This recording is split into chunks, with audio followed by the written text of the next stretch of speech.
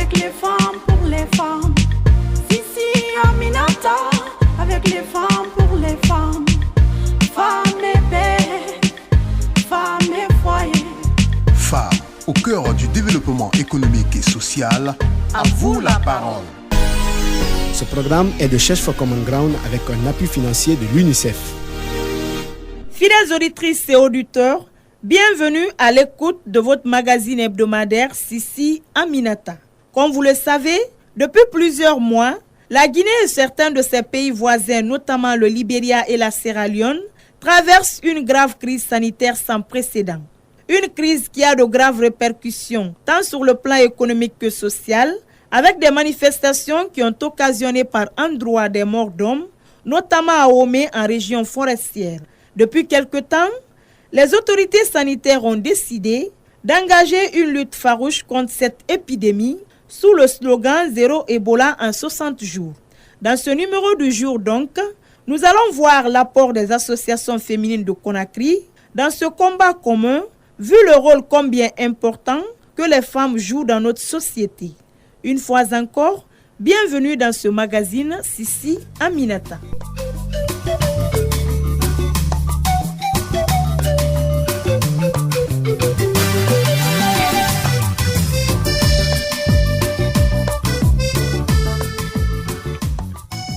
De nos jours, nombreuses sont les personnes qui ont perdu des parents, des proches et des connaissances depuis l'apparition de la fièvre Ebola dans le pays. Cela serait dû à la méconnaissance de la maladie et de certaines mesures préventives et curatives de l'épidémie. C'est pourquoi les spécialistes ont recommandé à tous le respect des règles d'hygiène pour être à l'abri de cette infection.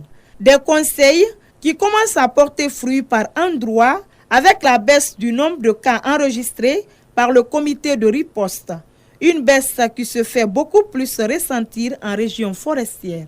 Une zone considérée comme l'épicentre de la maladie. Est-ce que cela signifie la fin de l'épidémie dans le pays? Devons-nous baisser les bras? Que devons-nous faire en tant que femmes? Élément de réponse dans ce micro-trottoir réalisé à Conakry. Suivez. Yebola fi abara moton konto fili mo mara me ayebola ana bascot ne yakosi anun kona ken na bascot nan kui won katamane docteur e mesure no refla won ngana mesure de respecter won ngana wo mbela garaka safunyira aloko ngai fure makanta ba yi fure maga hoy ne yiki tuti yan won tangini ma ginen ti fe na yara na fe na nyira do won tangini won kata won ga won made sensibiliser nu won magame aloko bidin ngana bala garaka gasali fure mana na kangwani ira kata ira sanken zirli ira faka yitongo gasali ifan bar su giye ta kan mata nara ifan gisiga hôpital kirenna aloko ina fa bori fan contaminé. Si vous voyez que Ebola n'est pas parti, c'est parce qu'il y a une réticence au niveau de différentes familles. Maintenant que nous sommes impliqués, nous avons dit à nos membres de famille d'être vigilants. Un malade doit se présenter. S'il refuse de se présenter, mais toi tu dois le faire présenter. Parce qu'il y a quand même un code qu'il faut appeler. Je demande à toutes les femmes, en cette période d'Ebola, non qu'à tout mettre en œuvre, vraiment appliquer les règles d'hygiène pour éviter Ebola dans les familles, partout. La femme, c'est l'hygiène. Demain, pour population, Ebola ko wati menyetinya. Alia lu bolo la ko safuna la, ka lu bolo la ko couleur la. Kali ganto dinini ndo, ka dinini bolo la ko ali gana idamunike. Ba dinini wala tulunke dia siamando. Na bana wosura sene bolo la ko ninta ya bolo bla sumando. Aido mo la boni yoro mendo, odise gankaro provoquer la. Mais ni akasora la libre iden dari bolo la ko la. Abana da bolo la ko sona fe ko fana ni ka couleur kala ou bien ado do zavel ka bolo la. Braille, donc on dit que microbe c'est à fois, on a matin kafanani jankaruma.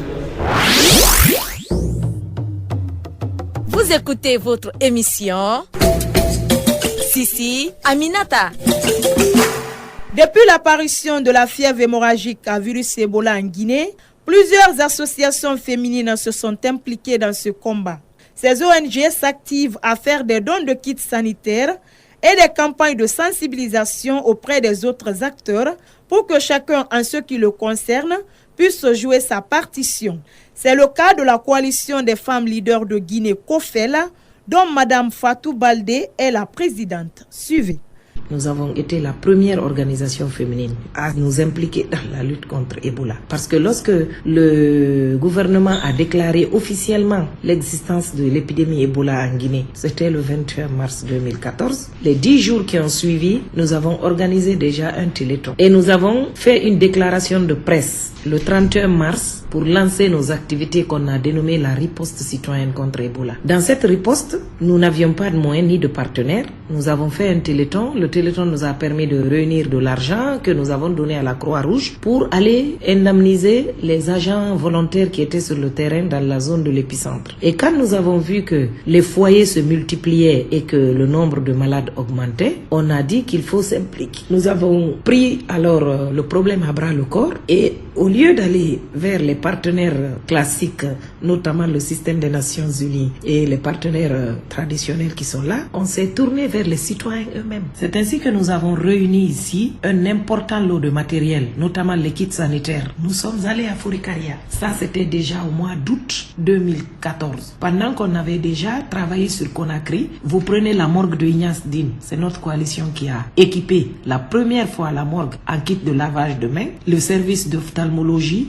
urologie, cardiologie, médecine légale, ensuite la direction nationale des douanes, la direction de la marine marchande et puis des foyers de familles démunies de Conakry. On a donné environ une centaine de kits qu'on a distribués. Après, nous sommes allés vers Fourikaria où on avait environ un stock de 150 kits avec les provisions pour 2 mois en intrants. Nous avons mobilisé les femmes des 9 sous-préfectures de Fourikaria plus la commune urbaine. Nous avons fait une formation sur la notion d'Ebola, comment la maladie se manifeste, comment elle se transmet, comment il faut l'éviter et comment les femmes doivent s'impliquer pour rompre la chaîne de transmission. Et aujourd'hui, avec l'ouverture des classes, nous sommes dans la mobilisation des femmes parents d'élèves pour d'abord laisser les enfants aller à l'école. Rompre le préjugé que les parents se mettent que quand on voit les agents de la Croix-Rouge qui sont venus vacciner les enfants pour leur faire du mal. Non. Donc actuellement, on est en train de travailler sur la communication pour un changement de comportement face à la riposte Ebola. Zéro Ebola en 60 jours, c'est la nouvelle dynamique que les autorités guinéennes veulent impulser à ce combat.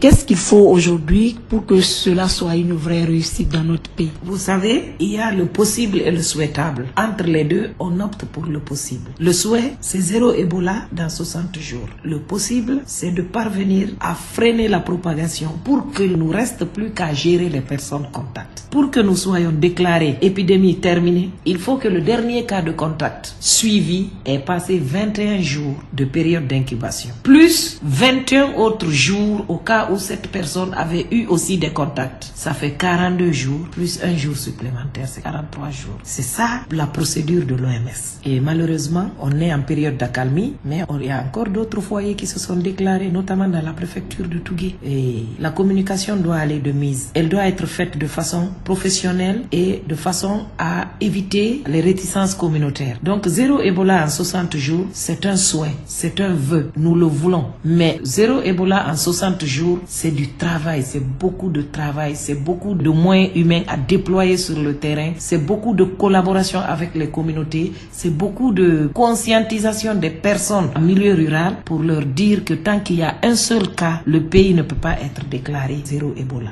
Madame, je rappelle que vous êtes également vice-présidente du CNOSC. Que font aujourd'hui les organisations de la société civile pour accompagner les autorités dans le combat contre Ebola?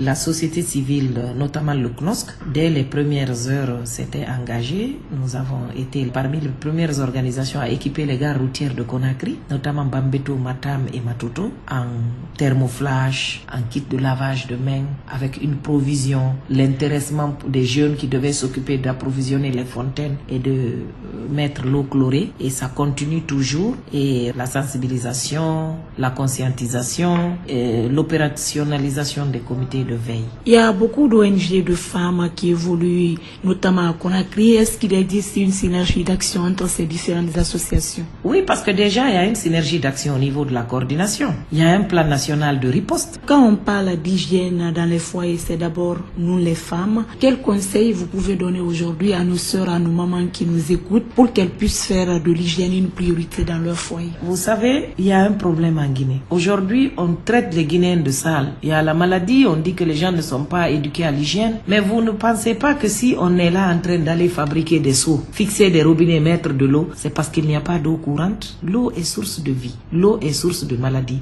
l'eau est source de mort. Lorsqu'une eau est propre, potable, limpide, elle est source de vie. Quand une eau est souillée, elle n'est pas bien traitée, elle est source de maladies. Les maladies diarrhéiques pouvant entraîner la déshydratation et la mort. Aujourd'hui, nous avons un problème de ressources hydrauliques. L'eau courante n'existe pratiquement pas. La plupart, nous utilisons l'eau du puits ou l'eau du forage. Mais l'eau du forage, on pense à tort qu'elle est propre. Mais elle ne peut pas être plus propre que l'eau du château d'eau qui elle-même vient d'un forage quelque part. Aujourd'hui, c'est d'apprendre aux gens. Lorsqu'on prend l'eau dans le puits, on peut la désinfecter pour qu'elle soit potable à la consommation, propre à la consommation, avec le chlore. Lorsque nous sortons et que nous revenons, se laver les mains, c'est l'endroit le plus sale de l'organisme. Même lorsqu'une mouche vous touche, vous tapez avec la main. Lorsqu'une saleté vous touche la peau, vous utilisez la main pour nettoyer cette saleté sur la peau. Donc, si vous ne vous lavez pas les mains de façon régulière, vous emmagasinez beaucoup de bactéries, de microbes, de virus, et que dès que vous touchez les lèvres ou que vous frottez les yeux, si c'est un truc qui est contagieux, vous vous infestez.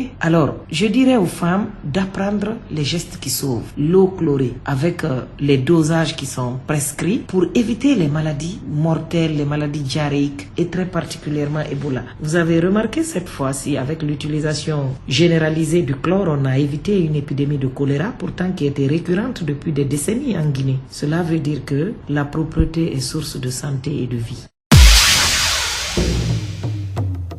Vous écoutez votre émission Sissi Aminata.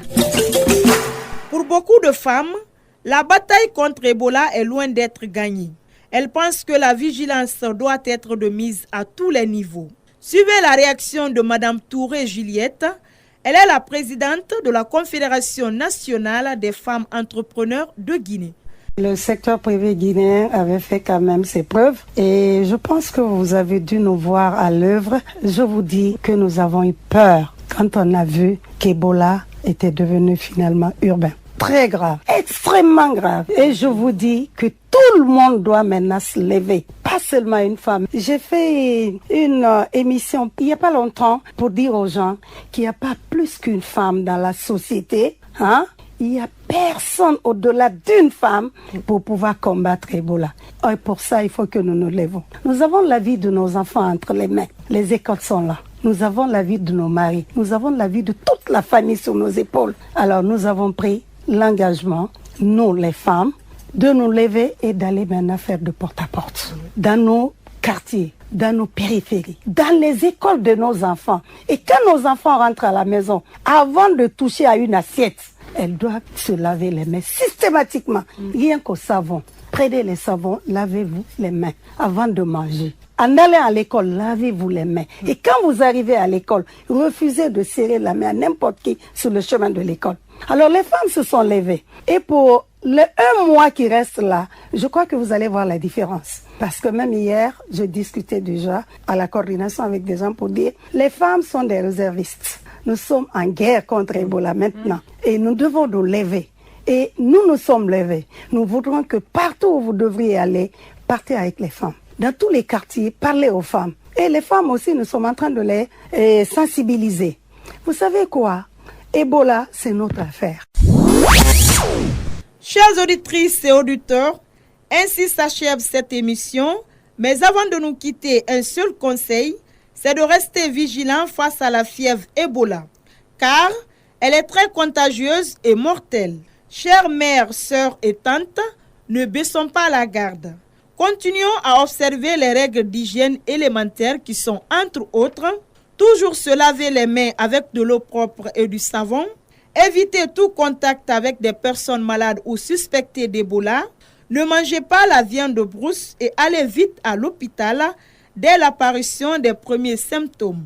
Femmes de Guinée, faisons de l'hygiène une priorité dans nos foyers. Mes chères dames, quand on veut, on peut.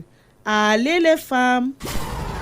Vous voulez réagir à cette émission? Envoyez-nous un SMS au 622 31 39 81 ou appelez-nous au 622 05 05 33. Vous pouvez également nous envoyer un mail sur guinea@sfcg.org ou nous suivre sur notre adresse Facebook Search for Common Ground Guinée. Sissi Aminata, avec les femmes pour les femmes. Sissi Aminata, avec les femmes pour les femmes. Femmes et paix, femmes et foyer. Femmes au cœur du développement économique et social. À vous la parole. Ce programme est de Search for Common Ground avec un appui financier de l'UNICEF.